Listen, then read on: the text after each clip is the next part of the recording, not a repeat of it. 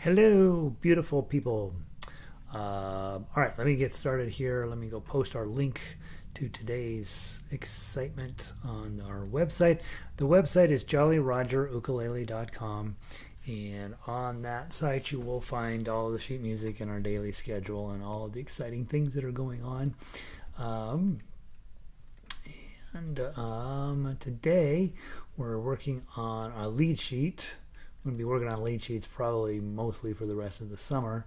And what we're doing is taking the melody line and the chords and then finding ways to put them together. Eventually we'll get rid of the chords too, and that'll be a fun thing to do.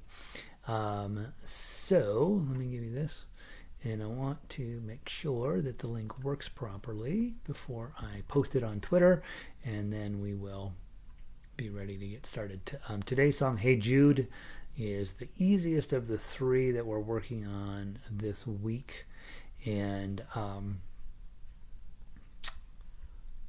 so should be short work of it today, theoretically. All right, https://jollyrogerukulele.com. Okay, patience, that pops up. I'm gonna go Kick Your Fanny Friday. Grab that and hit tweet. Alright, lead sheets for the ukulele. Isn't that a lovely little sign I made? I don't know. I think it's lovely. Just words, but whatever. Alright. Oh dear. Let me make sure I didn't mess this up.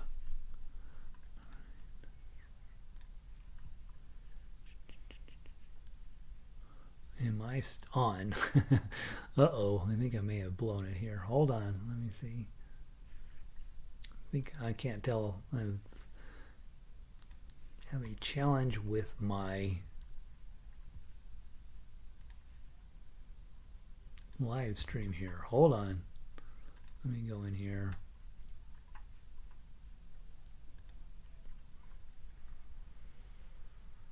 Am I on? Oh dear, online. On. Uh-oh. I think I'm on. I think I'm okay. I don't know. All right. You guys will let me know if you can or can't hear me. It appears that I'm on. Appears. Oh shoot! I can't believe I did that. All right. So theoretically, we'll check in the chat box. Let's see. Bruce is in. Guys, let me know if you can hear me. My screen is frozen, and I think it's my own fault. So if you are here and you're hearing me, please let me know. And if I'm here and you can see me and all of that stuff, I've opened up this from the back channel, but it doesn't actually do anything. No. Let's see. Bruce is here. 75 degrees and sunny. Vicky's in. 70 degrees in Bozeman. That's a pretty hot day up there. Sandy's in. Good afternoon in from Upper Michigan. Having a good day up there. Linda's in from Vancouver. 70 degrees. Also beautiful day. Sunny up there. Elizabeth. CDC says fully vaccinated people no longer have to wear masks inside and outside. However, businesses will have to make decisions about masking and non-masking. Yeah.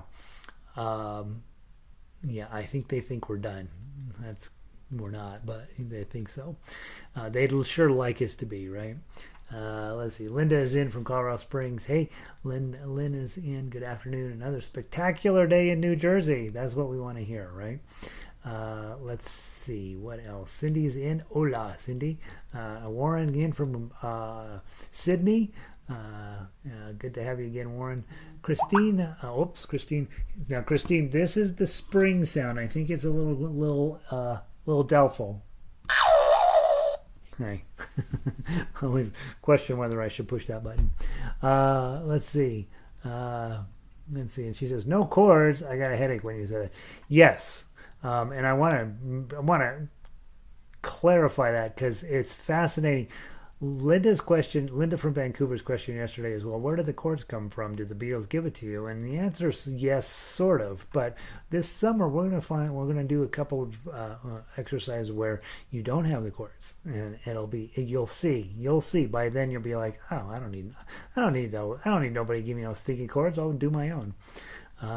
Linda says I'm on. I sound good. Sunny up in Eugene. Yeah, I hit the wrong thing, and so My screen is not at all what it's supposed to be. No, anyway, I see and hear you fine. Okay, you guys will let me know in one way or another if I magically vanish. But I believe that the live stream keeps moving on this back channel, even when you do what I did to it. Ronnie in from New Mexico, 72. Finally cracked the 72s. Sound is clear. Homework assignment. Another light bulb. Oh yay! Another light bulb moment. Yes. Light bulbs. That's what we want. Michelle in from Rockaway Beach. She sounding good. Okay, sound and video are good. Okay, so we'll just assume everything's fine. Rita, sunny and 65 in Illinois. I just read the CDC guidance. I don't know what indoor businesses. I don't know either, guys. I don't know. I don't know. You know, if you're vaccinated, you should be safe, and you should be. But I do know one person who was vaccinated and then got it. So, yeah. So I think it's I don't know, this world we're living in. And you said you worry so much about the politics and the businesses and the capitalism and all this stuff, and you know, you're just like, boy, I got vaccinated because I felt like it was the safest thing to do, and so that's my approach to it. Mary says you get Marianne. Good to see you, Marianne. Diane is here. Sound and picture good. Valerie in from Illinois. Gotta have to bounce early because I have a student coming early. All right, good to see you, Valerie. You squeeze us in when you can, right? Terry's in from across the street. Warren, good memory. I have an okay memory. My memory's actually gotten better through the pandemic, which is interesting. That's because I'm, focused in so much on this stuff. Let's see. No, I don't have as much crazy going on, I think. Fran in, 84 down in not a bad day down there in SoCal. Let's see. Lynn says, yeah, we'll talk about that. Hello, missed yesterday. So you're totally lost. You'll be fine today. It's the same thing today, different song. And 42 and wet in Sydney. Just before I know Sydney's going into wintertime, you guys. And Linda in from Maui, working this week, but kind of here. Okay, so Linda's down with what we're working on. She sort of has a job. Can't come every day. All right. So, all right, guys, let's talk about a couple things here. First of all, of the songs we're working on this week, this one's going to be probably the most friendly in terms of getting you up and running in this way of thinking. And so grab the ukulele version of Hey Jude. Prior to that, I'm going to mention a couple of times today, we are switching schedules, not next week. Next week is just be the same time slot and all this. The week after that, we'll switch to a later time slot. That's going to mess those people up. Central time zone, Eastern and Atlantic time zones is going to go right into your Jeopardy time and right into your dinner time and all that stuff. I know that, and I'm sorry. Let's put it that way. You'll figure something out. And of course, you always have the archives. All these sessions are recorded, so if you can't attend live, I get it. But we're trying to clear out your daytime hours is basically what we're trying to do. Second thing is I'm trying to have fewer classes, so I have a little bit more time to write. I have, oddly enough, over the last year, I've been able to basically run off of mostly what was already in my computer. Now I'm having to actually start with some new stuff, and it does just take a little bit longer, so having a couple extra hours a day will help me out a ton. Third thing is we will not have any foundations classes until June 1st. But please let people know this summer, hey, go take Gary's foundation class in the afternoons, in evenings, get them up and running playing ukulele in the way we're playing ukulele. I will tell you, this gets better. It gets better the more you do it, and you get addicted to this style of play. And so you're going to want as many people to know about it as you. And then when they can read tablature and you can read tablature, heck, the world's your oyster. You can sit and play music all day long, every day with other people, and it's the best. So Rita says they've been intriguing. That's a funny word, Rita. Hey, everybody, ready for some Hey Jude? And all right, so let's talk about this. And I do want to finish up because Linda's question yesterday, I think it was Linda from Vancouver, asked, "Hey, do the chords come from the Beatles? Where do they come from?" And the answer is basically yes. However, if you get a piece of straight line sheet music that doesn't have chords in there, you can figure them out.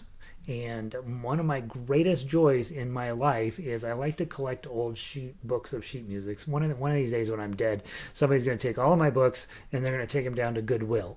Is what's going to happen. But I actually have really nice books from, when you go on a vacation, like when we were up in Scotland, we found a used bookstore. I said, show me something that I can only get here. And I get all these weirdo books with some songs that, I think it's called Songs of the Hebrides or something. And it's super obscure music that nobody's going to know, nobody's going to play. And typically it will have just the melody line in there with the words. And then it's on me to figure out what the chords are. And there is a system that you guys will become comfortable with throughout the summer, where if you have the melody line, you will be able to figure the rest out. And that's a place where I want to get you to as well. I'm going to, for almost everything we do this summer, I'm going to give you chords and melody, and then you're going to work on the tough uke arrangement. But the truth of the matter is you don't even need the chords. You really just need the melody. If you've got the melody, you can go through and figure out what the chord's likely to be. And sometimes you'll trade it out for something cooler. Sometimes you'll trade it out for something simpler based on what you are able to play. And so, Hey Jude, when I look at the song, here's the melody, type in the melody line. My first thought is I'm in the key of D, right? So probably the first chord is a D, which it is. Probably the last chord is a D, which it is, right? And there's also a good chance D, E, F. Probably going to find some G's, probably going to find some A's in it. And if I look through here, the whole second page is full of A's, a couple of G's in there. First page, D's, G's, A7s. Okay, so when we talk about this little system, I talk about with you guys at this level all of the time, 1, 4, and 5. Those chords are pretty high likelihood of showing up. There will also be other chords that sneak in there. Okay, and that's what makes music interesting. If it was always 1, 4, and 5, it would get pretty boring. That's why, guys, with those of you who go to your folk music jams, there's always some guy. He's usually a guitar player. He usually has a hat on, and he's really, really good. He says this phrase. This comes actually out of his mouth. I don't need sheet music to make good music. That's because he's using this 1-4-5 system and not deviating very far from it, and he's able to create amazing, beautiful stuff with just these very simple pattern. But the problem with that is, to play the really good music, 1-4-5 was going to fall short. If you look on page 2, you have an E minor 7th. Well, where the heck is that coming in from? What's that doing there, right? And the truth of the matter is that, well, in this case, D, it's this chord modified. Okay, it's a modification of the 2 chord. So what you're thinking about as an arranger and as somebody wanting to do higher level and more sophisticated, more complicated music is that 1-4-5 will take you 80% of the way to the goal line. But to get it over the red zone, this is my football analogy, you're going to have a lot more sophisticated tool set, and you're going to have to be adventurous and all of this stuff with your chords and start thinking more artistically and more musically than just D, G, and A7, and that'll get me through everything. It takes you a long way. It really does. It's very effective, and it's why those guys exist. These guys, I don't need no sheet music to make great music. And I've heard that. I can't tell you the number of people who have told me that over the years. And I'm like, well, good for you. So, but I'm gonna get you more of that. I'm gonna get you better stuff than that. Can you figure out the chords without a key signature? Absolutely. Key signature is just a helpful tool. It's not necessary at all. You figure out what your notes are. It will in fact, you can put every single thing on a C blank. You can put every single song onto a C major blank. And I run into that all the time when I'm looking at other people's sheet music.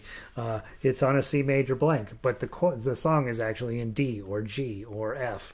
Very normal. And you look through it and you're like, the other way you get in that is if you're like, oh, I figured out my software will do MIDI. Well, MIDI pulls almost everything up as if it's in the key of C, even when it's quite clearly not. So yeah, you don't even need the key signature. You need the notes. You need to know how the melody goes.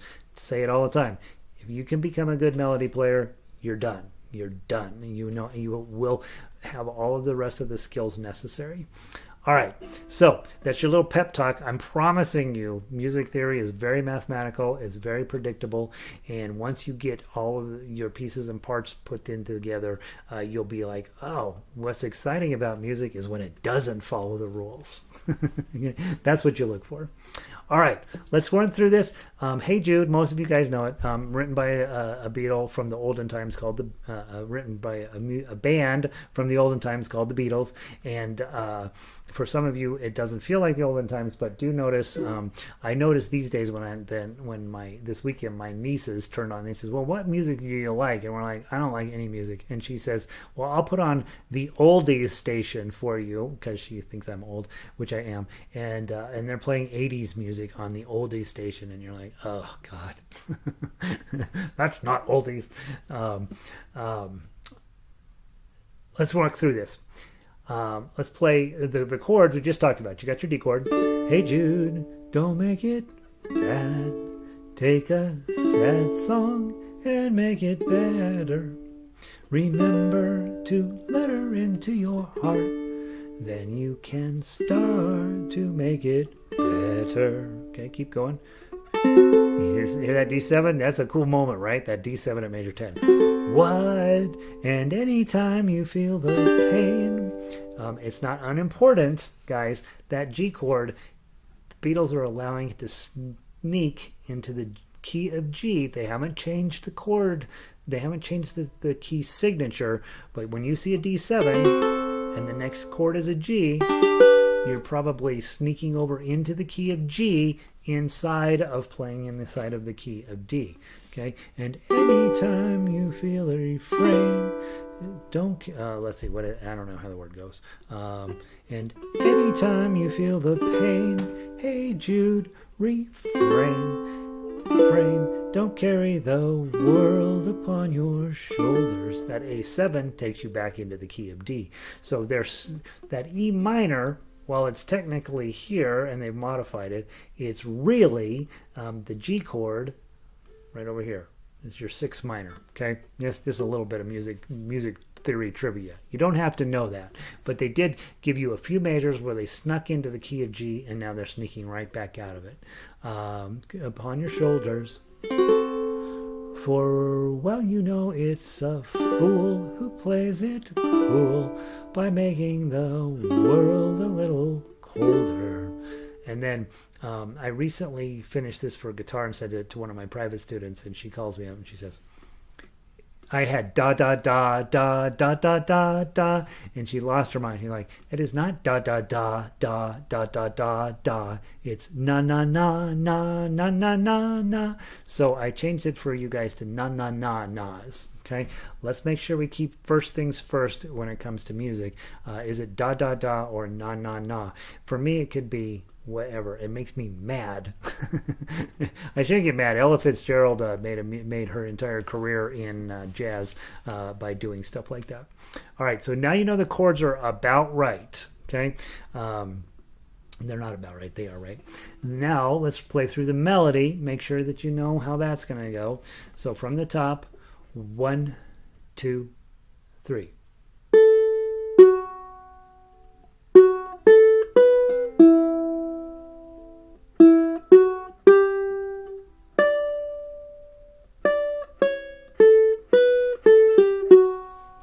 Notice your 16th note there.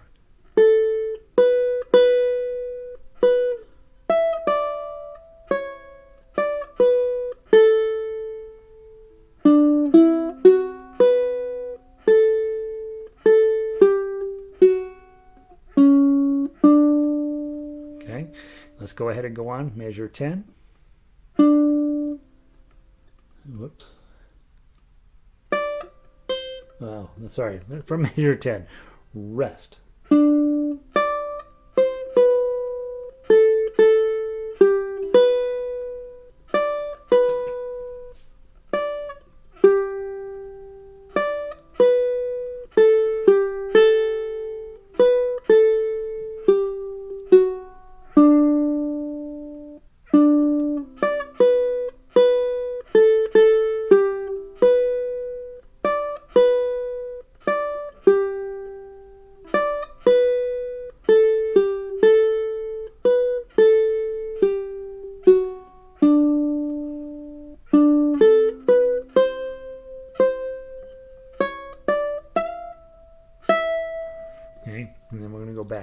Okay, makes sense, right? So the melody works, chords are working.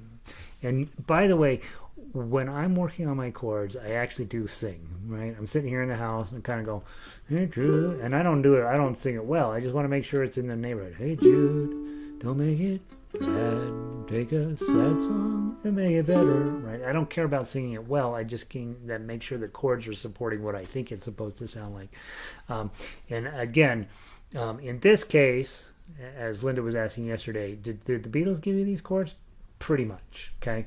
But I wouldn't have needed them to give me the chords. I could have just taken these melody notes and I would have figured out what sounds best with it. But most of the time, when you take a piece of music that you're getting ready to arrange, you just want to make sure you've got the melody line and you've got the chords. If you have those two things, you are in tall cotton. You don't need to really do a whole lot of thinking. It's just now this mathematical business of putting it all together. So, guys, over the last couple of days, we've started this adventure called You Do the Arrangement Yourself. Okay, so let's walk through and talk about where I would be putting in chords and what type of chord shapes and so on that I'd be doing. Here's what I like about this song for your homework, and this is the easier one of the week. It's not easy, none of this is easy, but it's easier. You got one chord in every measure. Whew, that's going to make things a whole lot easier. Second thing, you already know, probably at the first of every measure, you want to try to hit part of the chord. Okay, so if I'm going to say, hey Jude, right? And if I put my D chord on, 2, 2, 2, look what I'm holding down. I'm holding down the melody note. Jude. And now I've got 202. I might not add another chord. Don't make it. And now I have an A chord, melody note 0. I'm just holding it. Bad. I might hit the chord here, might not. Take a... Okay, I got a 3 here, but now my chord switched to an A7. So I want to have a 1 and a 3 down. I just pencil that in. Sad song. Probably wouldn't need to add the chord in there, but I might. Sad song. Nah, I probably wouldn't do that. Sad song. And then 540. And make it. I've got a D chord, but the melody is a 2 on the top. So I'm going to put a bar there.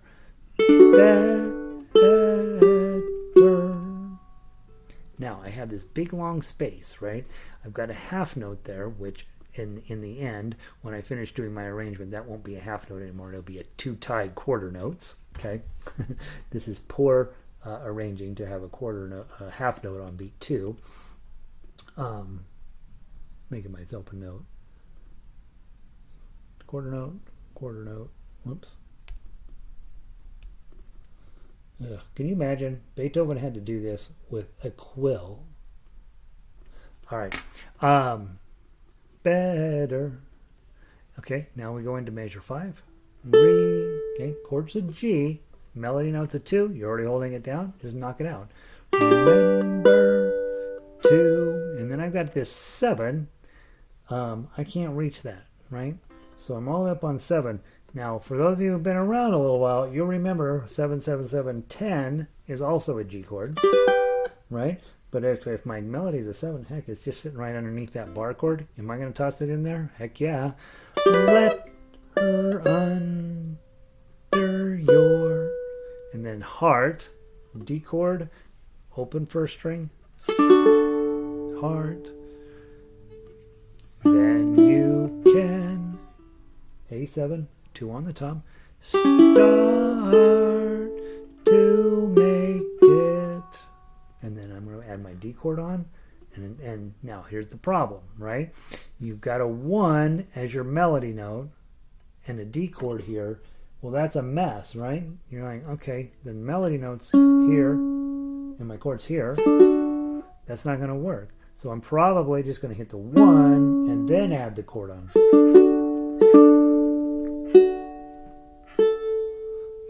And then I'm going to hit that with 0 to take it back up to the top.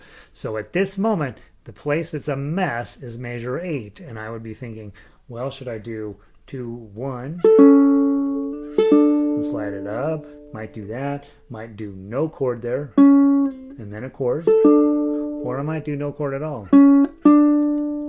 Okay, so I would play that through a half a dozen times. I can tell you the answer that I will come up with. Hey, Jennifer, good to see you. Finally here. Hello, Blackbird. Good to see you, Jennifer. What I would be thinking at measure 8 is, if I'm on baritone, I for sure am going to play dum, dum, which looks like playing A going to a D. It's not really, because this is just a passing tone into the D chord. If I'm on baritone, no question, I'm going to take advantage of that low note. If I'm on ukulele, I'm going to debate. I'm going to be like, see, I'm going to hit this high string here. Sounds pretty good, but is most of my students going to deal with that? When most of them are going to hit this way too hard, and then it's going to kind of mess the melody up. It's not going to sound wrong, even though it's written right. It's about do you have the technique to pull that off? Okay, so measure 8, I would do some really sort of introspection as to the best way to handle that. Let's move on to measure 10. Now, one of the things you notice when we were playing chords, I stopped because it's actually very cool. Like, oh my gosh, that's a really cool chord at this moment. Better. And then at measure 10, here's your D7.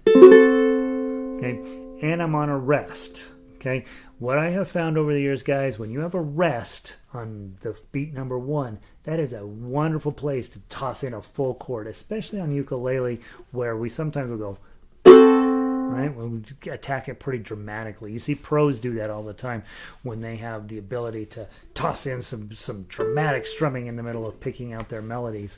And it's very effective, because at this point, if I put in a full-blown D7, and then I drop in the rest of the melody, or and then I'm probably going to hit a D7 again when I get to time, any time, that 2 there, and I'm probably going to put in a bar chord. Time. Okay, so that's probably what I'm thinking about there. Measure 10 gives you that moment to really think through. I can get away with just about anything here because it's going to sound cool.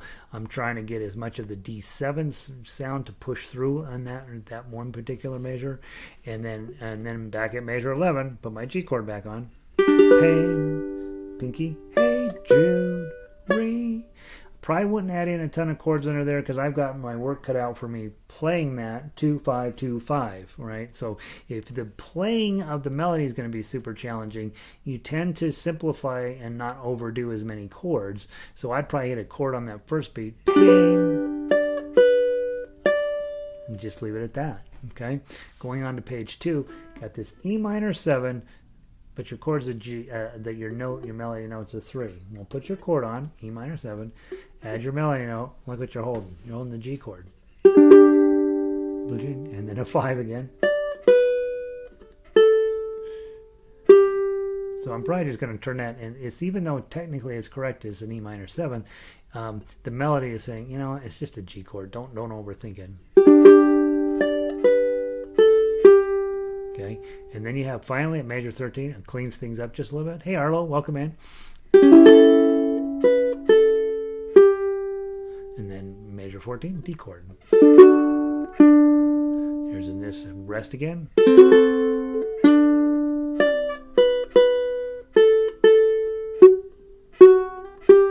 Okay, measure 16, G chord on top of the 2.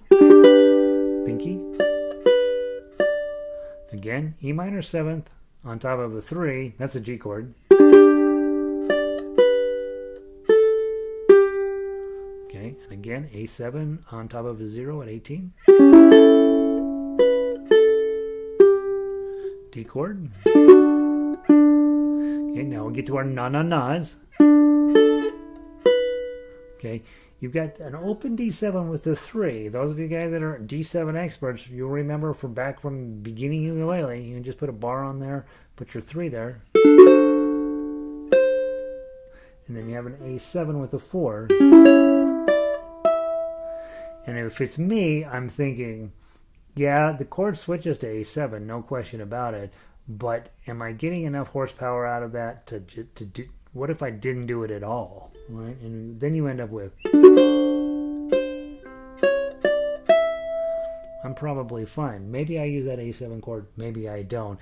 I'm for sure going to use the A7 chord at measure 21. Okay, that's what you guys remember back in the day when I gave you a 2007. Y'all like, I can't do that. When you have an A7 way up like that, your real chord is this shape. It's your E minor shape. E minor shape. But when you slide it up to 5, that's where you get that A7. And if it's you guys, if I'm working with you guys, right? You guys are legit players. I'm giving you this A7. Index on 5, middle finger on 6, ring finger on 7, pinky on 7. Okay, but for the most part, ukulele players you work with are not as well trained as you, and so I might just have them play 0007. Okay, changes the chord to a C chord, but you probably don't lose that much in the translation. Or sometimes I might stretch. Okay, but probably, because I like to make you suffer, I'm going to have this E7 shape on 5. Okay. And then we're going to go back. So now we've gone through all of that. Then let's look at measure 22 to the end just to make sure we know what's going. Now, I don't know this song very well. I don't know why. But it appears, as far as I can tell, that they just end the song with, "Hey Jude," right? And so, right, that's how they're going to end it. And that's how we're going to end it. I don't know. That seems like they just sort of gave up on the song. Like, all right, you didn't want to do an outro, guys? You don't know how to write an outro? You're John and Paul. You know how to write an outro. Give us an outro. But they just apparently, "Hey Jude." Okay, so you'll put in some sort of D chord to finish things up there. Yeah, so that's what I've got going on there. Now, let's go through and play it. We'll go real slow. For the most part, what you saw is I'm putting in a chord on the first beat, and then maybe not very often, maybe very little additional chording as I go through there. Okay, so let's go real slow. Okay, put your D chord on to get started, and let's see if we can just do it just by looking at it. 1, 2, 3. Oh, D chord. 202. A chord. A7 with the 3. Pinky. 540. D chord with the 2. Okay, hit the 0. G chord. Okay, up on 7. Just do a bar on 7.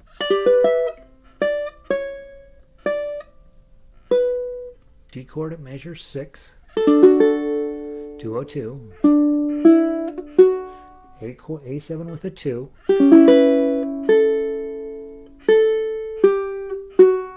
And this stupid D chord with a C on the bottom. Okay, that's probably how I'm going to do it. Okay, let's go back to the top. Try it again.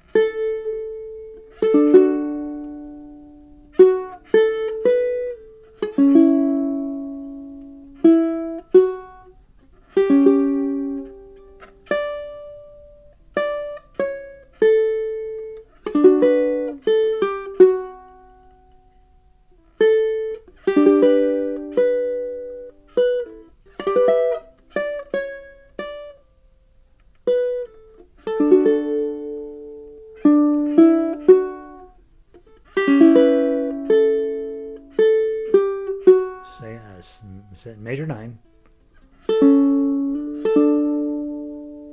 D7, and then play some melody.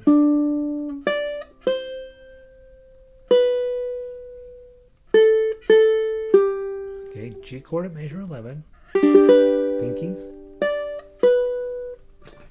page 2, just keep your G chord on, play the 3. A7 with a 0, and then a D chord, okay, and then another D7, 2, 5, G chord at major 16, 5-2-5.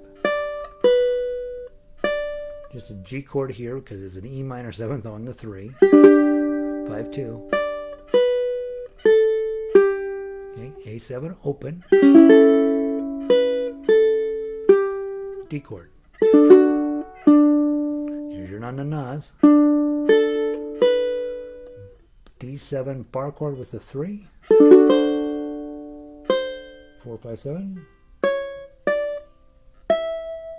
And then that fancy A7 chord, index finger, second string on 5, middle finger, top string on 6, ring and pinky on 7.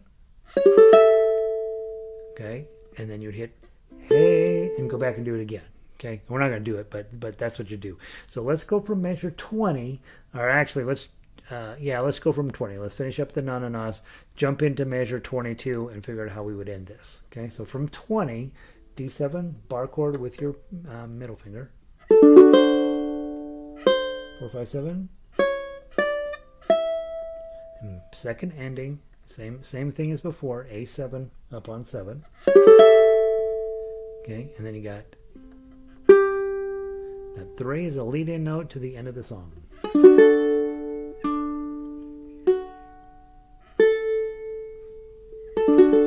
Okay, I'm probably going to put in a bar chord on 2 with a pinky on 5 to get that high D note. I like it when I can. Doesn't happen all the time, but when I can, if I can use a high note, the high note of whatever key we're in, it's going to sound more complete. Okay. They have a lot of na-na-na. The Beatles have a lot of na-na-nas. Yeah, because they were writing the lyrics in the studio while they're paying for the studio. So that's what happens. You're like, dude, we got to put some words in here. How about na-na-na-nas? Yeah, that'll work. Just get it written down. You see a lot of on the auction block regularly, you know, John wrote this on the back of a napkin and here's the words to whatever song, and you're just like, that'll be $2 million, please. Okay, got the big idea, guys? I know it's a lot. It's kind of hurts your head.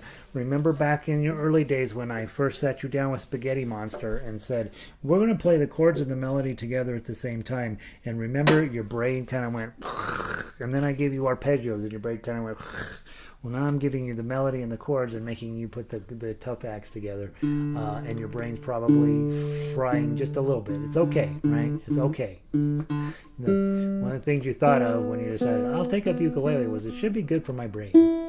You had no idea. You had no idea what was coming. Now, let's go ahead and grab the baritone one. We'll just play through the baritone one, and then we'll talk about you as ukulele players. What are you thinking in terms of the chords that you're going to be dealing with here?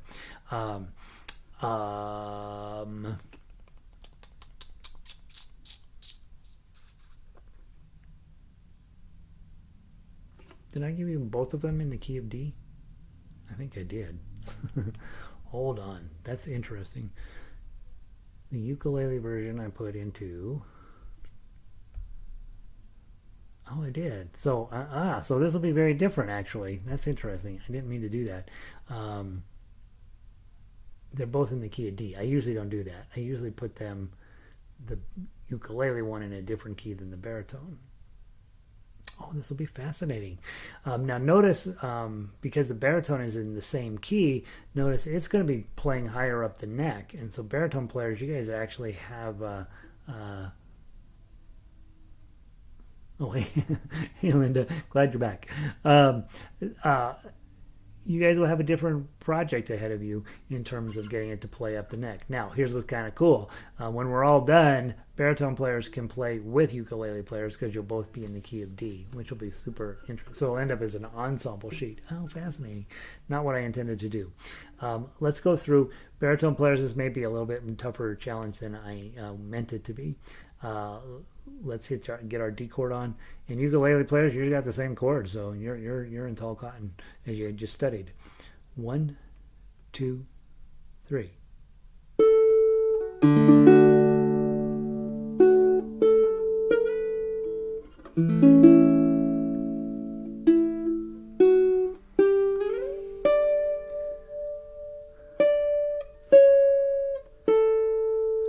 D chord with a 7. No way to reach. D chord. So D up the neck. Yeah, it's all the way down here. Yeah.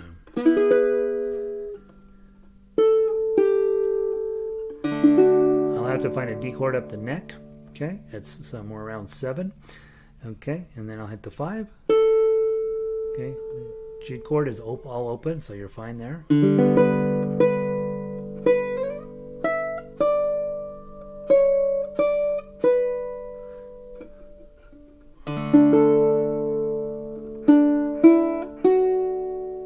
A7.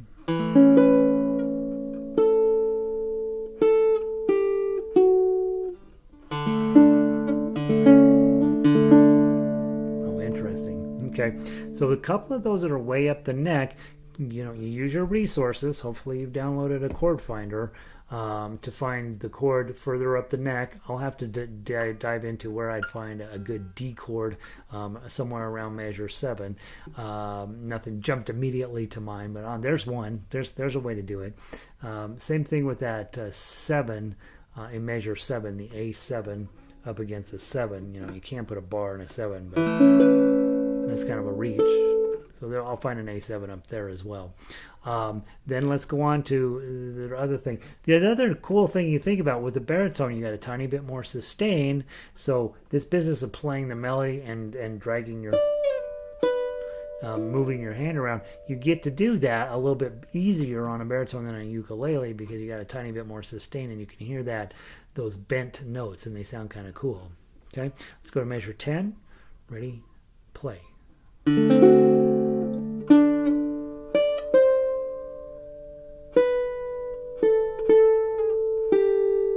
7 under a G.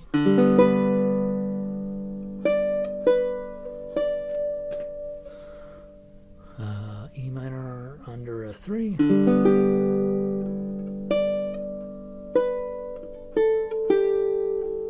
On a 5.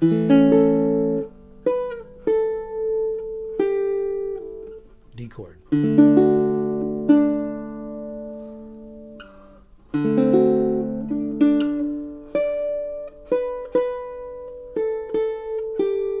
G chord under a 7.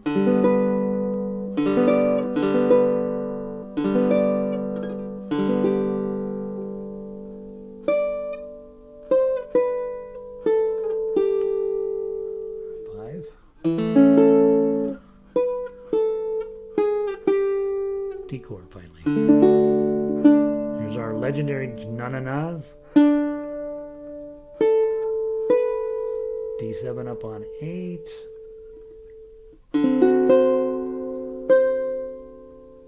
A7. I don't even know what that would be. Okay, and now notice I don't lose as much sleep over 12s when they're on a baritone because that's a note you could live with. You would accept that note into your life, okay? But on a ukulele, that's a really high pitched note. So I try to avoid 12s when I'm arranging for ukulele. So we've ended up with 2 different projects. Baritone players, you have a little harder road to go to figure out your arrangement. Ukulele players, you could probably get this one done by the end of the night. Well, some of you already have it done.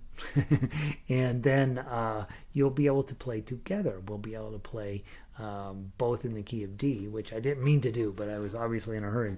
So here's the next thing. Okay, so spend tonight putting this stuff together. If it's too much, your job is to play chords or play melody. But those of you guys that are like, you know what, this is kind of a fun activity. It's a sort of a brain drain type activity. Your job is, right, to do the best job you can with your arrangement. Tonight, God willing and the creek don't rise, I'm going to do my arrangements of Blackbird, Eleanor Rigby, and Hey Jude, and we're going to play all that on tomorrow. So you'll be able to look at your version versus my version, and if I might have some better ideas than you, and you might have some better ideas than me, and then you can combine the two into your perfect version of whatever, and you'll be the nice part about that is if you do your homework and I do my homework and you compare them and there are differences, you get to start thinking about how was I thinking about this versus how was Gary thinking about this, and was my thinking inferior or superior to his, and it really gets you to start thinking about how you would put music together at a much higher level than if I just hand you the sheet music and you play it. And it's not that that's not a valuable skill. Me giving you a piece of sheet music and you pulling it off is very high, very important, and that's what Beethoven did. He walked in, he says, all right guys, play it, just do what's on the paper, don't be creative, right? But at some point Beethoven became Beethoven not by doing that, because he, as a young man, they handed him his violin music and he played it. At some point he said, I want to do some of my own stuff, right? And the way you get to your own stuff is getting where you're comfortable messing around with other people's stuff. I think. Although I was just sort of thrown into it, like, here, you're going to start composing. Okay, so your goal tonight would be to make sure you have at least partial arrangements or total arrangements of Blackbird, Eleanor Rigby, and Hey Jude. We'll play all those tomorrow. I will work on getting my arrangements finished for these. Hey Jude turned out to be far more interesting to me because we'll be able to play it simultaneously when we're all done. And then remember, next week will be the same. We're going to have 5 days in a row, more lead sheets, probably more Beatles. I don't know, but I'm going to be digging around through lots of more modern music. I'm going to do a lot of songs you've never heard of. I'm going to do some songs you have heard of. And eventually this summer, I want to make sure that you're comfortable with MuseScore software. Whether you choose to use it or not, it will be up to you. I'm going to make sure you get another round of the bar chord worksheet this summer. At some point, we're going to really dive into that bar chord worksheet, so that you can start to have all of those. I have most everything memorized. Baritone, I get a little shaky further up the neck, but for the most part, I have, for ukulele, for sure, I have them all memorized all the way up the neck. And then bar chords, MuseScore. There's one other thing I want to make sure you have this summer. Can't remember what it is. But we're just going to continue to do melody lines that don't have chords. So a lot of you guys have your old songbooks. Not uncommon for you to find a book in a Goodwill somewhere that says music from the whatever, and it's a really old book, and you go in there and you're like, okay, there is some sheet music in here. Most of the time it'll give you piano arrangements, and then you can look at the piano score, and in the bass line those chords are already spelled out for you, if you know how to read it. But even if it doesn't have that, and a lot of times these old books don't have that, and you only have the melody, I will help you figure out how to start thinking about, when you have the melody, how to start assigning chords to it that you get to think of. And that is a true joy. I've had plenty of what I consider gems that have come out of books that are just straight melody lines, and then I get to pick the chords for them, and it's really a lot of fun. So we'll continue to work on all of that stuff as we go forward. All right, that's it. Okay, you got 3 songs, you got 3 arrangements, and I will give you arrangements. Okay, Vic, all right, you guys told me this sound was good. Thank you, by the way, Vic, for sending me a text. Vic has figured out, if I can't see, if my computer is turning into a mess, I'll just send him a quick text so he knows that we're here. If you will spend a little bit of time getting your arrangements together tonight, I will get my arrangements together. I will repost these sheets. But once I repost them, they officially have Tuff Uke on them, and so then that will be the official version, unless you talk me into doing something different on them. So these lead sheets just magically disappear, and then next week, then those disappear into the member section. So, So 1, keep coming every week to make sure you get all the sheet music. 2, make sure you participate in the Friday concert, because that'll give you all the music as we go along. 3, make sure you're looking at your calendar and your life and figuring out how to, 1, move your thought process from I meet every day here at 2 o'clock or whatever time it is where you are, to 5 p.m. daily for our ensemble playing, which will just be playing music. Won't be a ton of the ranging and that sort of stuff. But then the 4 o'clock hour will have the 4 o'clock hour will be instructional. 5 o'clock hour will be just playing, and then the Monday nights, of course, we have orchestra. So hopefully that should give you enough to keep you busy with a little bit of this and a little bit of that through the summer at multiple levels wherever you're playing at. And then theoretically we would then have a lovely summer of just learning a little bit, making a lot of music, writing a few arrangements, learning how to master a piece of software, finally conquering bar chords, all that kind of stuff, right? So I think it should be a delightful summer. I hope. I hope I've thought through everything. And whenever there's a disaster, you guys know, as you're all musicians, you know, when something's not working, we'll fix it. So, all right, guys, that's all I know today. I can't tell. My screen is completely frozen. So, thank you guys for being here. I'm going to pull the plug. Thank you all for being here. I can still see chat. So, looks like Ronnie says thumbs up. Vic says thank you. Thanks to everyone, right? Kat? Really loving all this. Good. And those of you with a little bit of mathematics background, this stuff gets more and more interesting, right? The artistry behind the mathematics here is what we're ultimately after, but it is fascinating how if you're a mathematical brain, you the world is your oyster with music, and if you're super artistic, it's also waiting there for you. It's fascinating language that we're learning. Good for your brain, right, Vicky? Thanks, Vicky. Good to see you. Cindy, good to see you. Red, Muse Score here. Come on, Muse Score. Have a great day, Red. And Nancy, good challenge but fun. Good. Rita, sounds good. Patty, good to see you. Yeah, Patty, go check yesterday's lesson on whatever we were working on yesterday. Should be fun. Muse Score, here I come. Yep. Yeah, Muse Score. The reason you want to learn Muse Score is so you can type in your melodies when you find old-fashioned ones, or find them in books and stuff, and then you can adjust which key you're in so it fits on the ukulele. Everything fits on a piano. Only certain musical, you got a much smaller group of notes you're allowed to use on ukulele. So if you grab piano music, sometimes you have to make adjustments, and I'll teach you how to do all that too. All right, Fran, good to see you. Thank you guys for everything, and thank you for being here. Have a wonderful day. Get your vaccine. They're telling us we don't need masks anymore, and so you really need to have your vaccine. I don't like that. I'm not addicted to the pandemic, but I'm also very aware of how germs work. And keep practicing, keep showing up, get your arrangements done tonight. If you are still logged in, hit this thumbs up button right down here so I can get some free puppies, and then also subscribe to the channel, and to Jolly Roger Ukulele. All right, pulling the plug. Have a wonderful day.